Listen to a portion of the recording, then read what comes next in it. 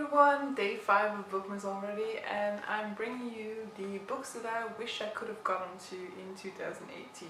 Now, as I said at the end of my previous video, this is basically a never-ending list in a sense, because yeah, I have a lot of books on my shelf that I still need to read, and every year I say I'm gonna cut a lot of these down. I'm gonna be able to read a lot of those books, and every year I fail at that. So on to 2019 for another attempt, I guess.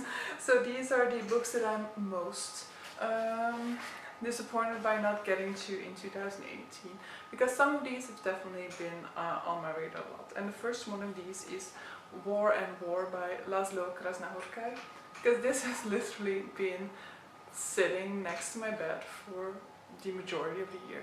Now, I bought this book primarily because of its cover initially.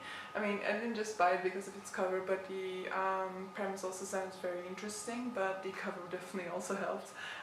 So this is a book by a Hungarian author, Laslo Kraznahorkai, and it has also won the Man Booker Prize, well, the International Man Booker Prize. So the Man Booker Prize is given each year, but there's also an International Man Booker Prize for authors that are not from the English language domain, and or not British, I think not from the English language mainly. And so the idea about this book is that so the main character is somebody who is considering suicide, but he discovers a beautiful manuscript in like the remains of a certain town in Hungary, and he wants to eternalize this manuscript before he will commit suicide. And for some reason he therefore travels to the city of New York to type it all out onto the internet, and it basically seems like it's going to be a story about him and the encounters he has in New York, and possibly about him finding himself there, I don't know. But yeah, it sounds very intriguing and the cover was beautiful, so I will definitely be giving this a go in 2019. Second book on my list is a book that I don't have that long. It was given to me in a giveaway by Iasmina Edina. I will link her channel down below, and that is The Bear and the Nightingale by The Bear and the Nightingale by Katherine Arden. So I initially didn't even realize that this was a fantasy book, but it is. It does involve magical elements. So it is about a girl in who's raised in the wilderness of Russia, who yeah, she's surrounded by all of these stories about sorcery, folklore, witchcraft, and all of these things, but what she doesn't know is that she has some of these forces growing inside of her.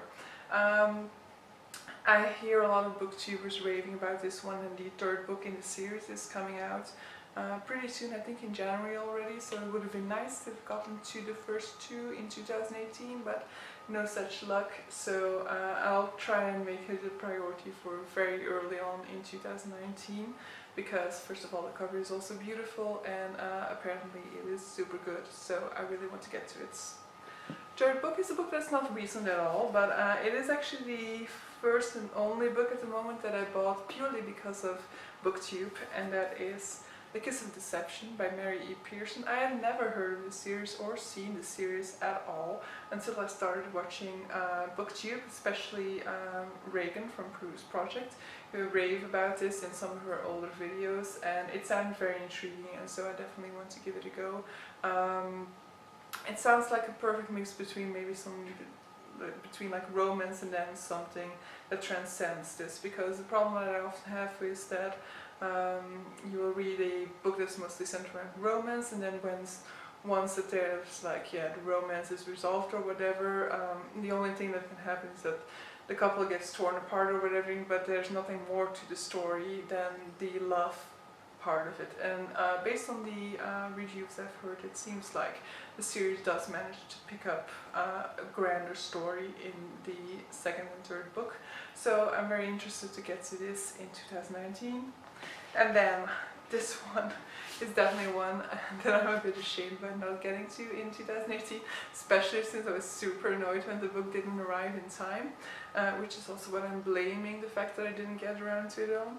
But so this is Edgedancer by Sanderson, and the reason that I didn't get it on time is because the UK edition was released somewhere in October, I think mid-October or something, and it took this book more than a week and a half to reach me, and then I didn't have time to fit it in anymore in October, and then in November I had a couple of books that I wanted to get to, and I put it on the TBR, but I knew it wasn't a priority, so it had to be bumped down. So I'm definitely getting to it in 2019, and hopefully I'm also going to get to Oathbringer then. I also still have Sanderson's Skyward on my shelf, which is not a book that I had to wait a week and a half for it to arrive, which I ranted about a lot.